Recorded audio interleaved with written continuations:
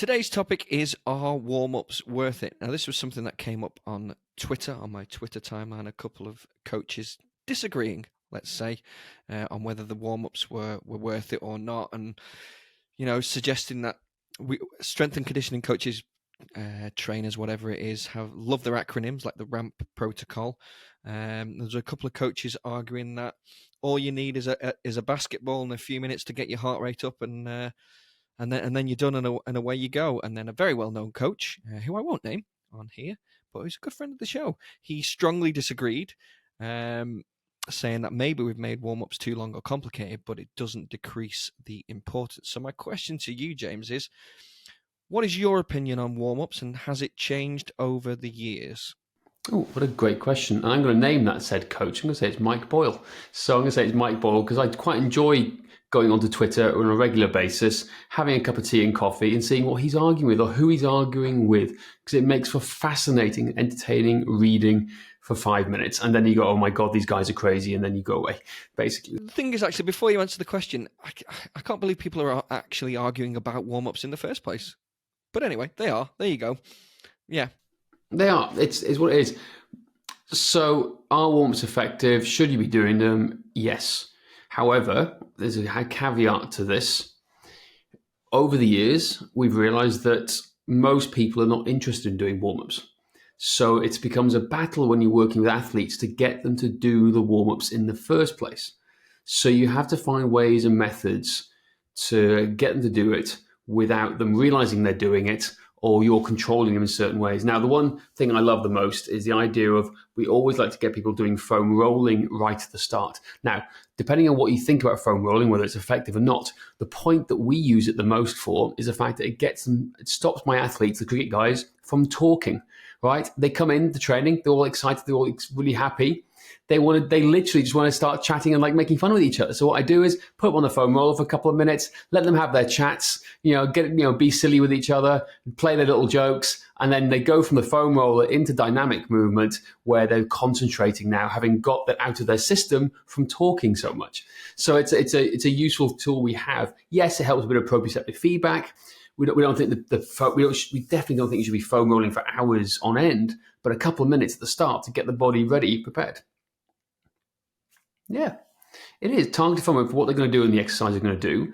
But yeah, so we've now learnt over the years that some people need a longer warm-up than others. They're the ones who have serious mobility issues. So we've got to spend more time warming them up to spend time on their mobility that they won't be doing any other time, because we've got to keep them accountable for this. And in other times, if they're time crunched or they have less mobility needs than the others, we can shorten it down. So we have blocks of 5, 10, 15 minutes, depending on the athlete we're working with. We never want to go above 15 minutes because it's just overkill. Most of the time, we're going to be 5 minutes warm up, 5 minutes activation, or less, even 2 to 3 minutes activation, straight into the workout for most people who are fit, healthy, and raring to go. So, but the point is, from what we've seen over the years, the older the athlete, the more warm-ups they need, the longer the warm-up they need, because they have a higher risk of injury and they need to work on it more than most other people because their mobility sucks. That's what we tend to see from older athletes. Yeah, as you say, the older you get, the longer in warm-up you need, the more important it becomes. So maybe you can get away with it a little bit more when you are younger. Just throw a basketball around potentially and get on with your workout when you're young. But certainly as you age, you can't get away with that.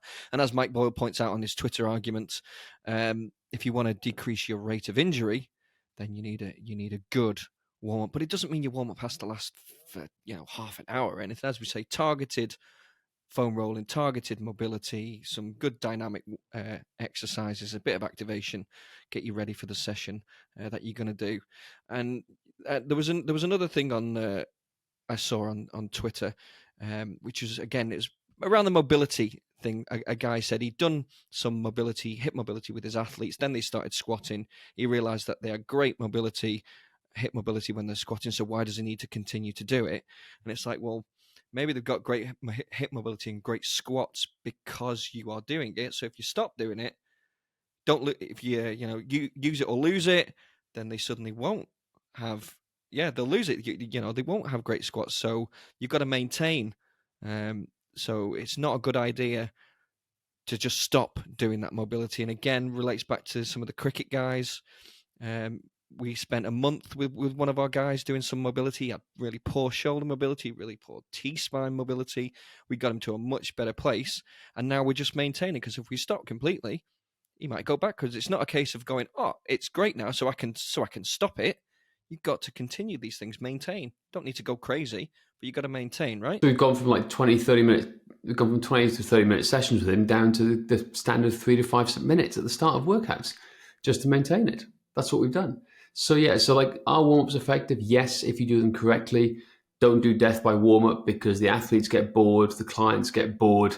You need to be specific with them. But have a system. Like, our system is very simple. We do the foam rolling to get out of the system, get them moving. We do some dynamic stretching and mobility work. Then we do the short amount of activation work, so it's primed, ready to go. And then what we always do is we always match what we've done in the warm-ups to the cool-downs. That way, that's where we do the static stretching. Okay? So that's how we approach it. Exactly, as you say, have a system. I think that's really important. If you've got a system of warm-ups, then you won't be wasting your time. It'll all be targeted to your clients' needs and the workouts, and it'll be effective. It will reduce injury incidents, definitely, which is what you want. Obviously, do no harm. First rule of training.